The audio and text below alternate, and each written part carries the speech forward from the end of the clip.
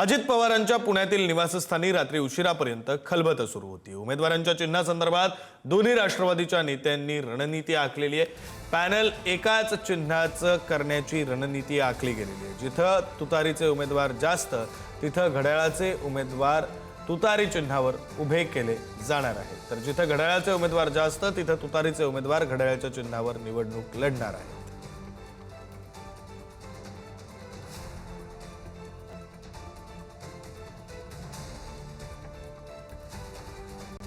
संदर्भातली अधिकची माहिती देत आहेत आपले प्रतिनिधी ज्ञानेश्वर चौतमल। ज्ञानेश्वर, पुणे महानगरपालिकेसाठी दोन्ही राष्ट्रवादी एकत्रपणे निवडणूक लढणार हे निश्चित झालेलं आहे। त्याची अधिकृत घोषणा 11 वाजता रोहित पवारांच्या पत्रकार परिषदेतून होईल।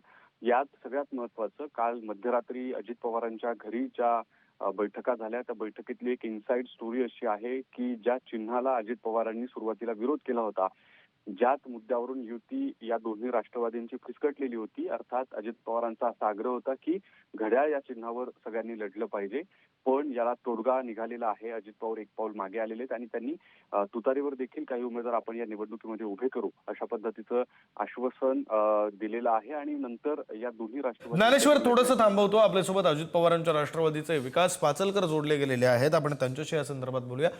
विकास पाचलकर जी काय नेमकं चिन्हासंदर्भातली रणनीती ठरलेली आहे, काय माहिती आहे, कशा प्रकारे कोणतं चिन्ह वापरून निवडणूक लढवली जाणार आहे, काय रणनीती आहे? नाही, काय आहे, नैसर्गिक न्यायाप्रमाणे दोन्ही पक्षाचे शीर्षस्थ नेतृत्व यांनी एक विचार करून मतांमध्ये लोकांमध्ये कुठं संभ्रम निर्माण होऊ नये म्हणून एकत्र आले तर कार्यकर्त्यांमध्ये उत्साह येतो आणि त्याच्यामुळं जिथे जिथे जशी परिस्थिती असेल तिथं काही ठिकाणी घड्याळावरती लढवलं जाईल, काही ठिकाणी तुतारीवरती लढवलं जाईल, परंतु हे एकत्र येणं ही काळाची गरज होती आणि त्यामुळे मतदारांना पण एक आदरणीय अजितदादा पवार साहेब, आदरणीय शरद पवार साहेब यांचं एकत्र येणं या स्थानिक स्वराज्य संस्थांच्या दृष्टिकोनातून अतिशय चांगलं आहे आणि त्याचबरोबर कार्यकर्त्यांना सुद्धा एक उत्साह येईल आणि पुण्यासारख्या शहरामध्ये आणि पिंपरी चिंचवडमध्ये निश्चितरित्या याचे चांगले परिणाम आपल्याला दिसतील। वाटपाच्या फॉर्म्युल्याविषयी काय? मी फॉर्म्युला सांगितलं ना तुम्हाला, तो आता अधिकृत फॉर्म्युला हा थोड्या वेळातच दुपारी तुम्हाला पक्षाच्या वतीने त्या ठिकाणी प्रेस घेऊन सांगितलं जाईल, परंतु फॉर्म्युला हा ठरलेला आहे किंवा दोन्ही पक्षांचे जे न्याय देणं, प्रत्येकाचे कसे ज्या ठिकाणी जास्त ज्यांची संख्या आहे त्याला ते चिन्ह दिलं जाईल, प्रत्येकाला आपापल्या उमेदवारांना आपापलं चिन्ह दिलं जाईल आणि त्या पद्धतीने एकत्र फॉर्म्युला ठरून तो अधिकृतरित्या आपल्यापर्यंत पोहोचवला जाईल किंवा सांगितलं जाईल। धन्यवाद तुम्ही दिलेल्या या सगळ्या सविस्तर माहितीसाठी। पुन्हा एकदा जाऊया, आपले प्रतिनिधी ज्ञानेश्वर चौतमल आपल्यासोबत आहेत। ज्ञानेश्वर, फॉर्म्युला सांगायला नेते प्रवक्ते जरी आता नाही म्हणत असले तरी सुद्धा आपल्यापर्यंत संभाव्य फॉर्म्युला पोहोचलेला आहे, त्याविषयी बोलू।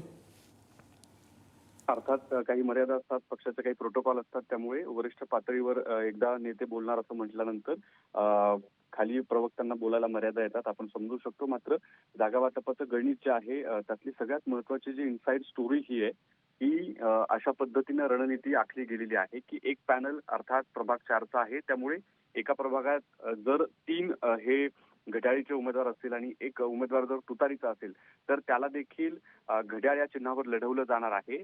म्हणजे एकाच प्रभागात 4ही उमेदवार हे एकाच चिन्हाचे असतील, जेणेकरून प्रचार करायला सोपं जाईल, मतदारांमध्ये जास्त कन्फ्युजन होणार नाही। दुसरा प्रभाग एखादा जिथे 3 उमेदवार तुतारीचे आहेत, एक उमेदवार घड्याळाचा आहे, त्या घड्याळाच्या उमेदवाराला अर्थात अजित पवारांच्या उमेदवाराला तुतारी चिन्हावर लढवलं जाईल, म्हणजे त्याही प्रभागात एकच चिन्ह सगळ्या मतदारांपर्यंत पोहोचवण्यासाठी सोपं जाईल। अशा पद्धतीची जी ऍडजस्टमेंट आहे ती या दोन्ही राष्ट्रवादींनी आपापसामध्ये चर्चा करून मान्य केलेली आहे आणि ही खरी निवडणुकीतली गंमत आहे की या पक्षाचे उमेदवार अर्थात अजित पवारांचे उमेदवार शरद पवारांच्या चिन्हावर लढतील, शरद पवारांच्या राष्ट्रवादीतले उमेदवार काही अजित पवारांच्या चिन्हावर लढतील आणि याचा अर्थात जास्तीत जास्त फायदा जो आहे तो राष्ट्रवादीला या निमित्तानं होऊ शकतो। सध्या आतापर्यंतचं जर आपण चित्र बघितलं तर भाजपनं एबी फॉर्म्स देखील वाटलेले आहेत, त्यांचे 100 पेक्षा जास्त उमेदवारांची यादी देखील तयार झालेली आहे। लागोपाठ दोन्ही राष्ट्रवादी आता एकत्र येत असताना त्यांची देखील यादी तयार झाल्याचं आपल्याला बघायला मिळते। आणि तिसरीकडे दोन्ही ठाकरे आणि काँग्रेस एकत्र लढण्याचा विचार करते. त्यांची देखील काल मध्यरात्री जवळपास 6:30 खरंच ज्ञानेश्वर, त्यामुळे आता दोन्ही राष्ट्रवादी एकत्रपणे लढतायत. ते चिन्हाबाबतची रणनीती जवळपास ठरलेली आहे. त्यामुळे आता या सगळ्याचा कसा परिणाम होतो निवडणुकीमध्ये आणि मतदारांवर काय परिणाम होतो, समीकरणं बदलतात का, फिरतात का आणि ती कुणाच्या बाजूने बदलतात हे सगळं पाहणं महत्त्वाचं असेल. तुर्तास धन्यवाद तुम्ही दिलेल्या या सगळ्या सविस्तर माहितीसाठी.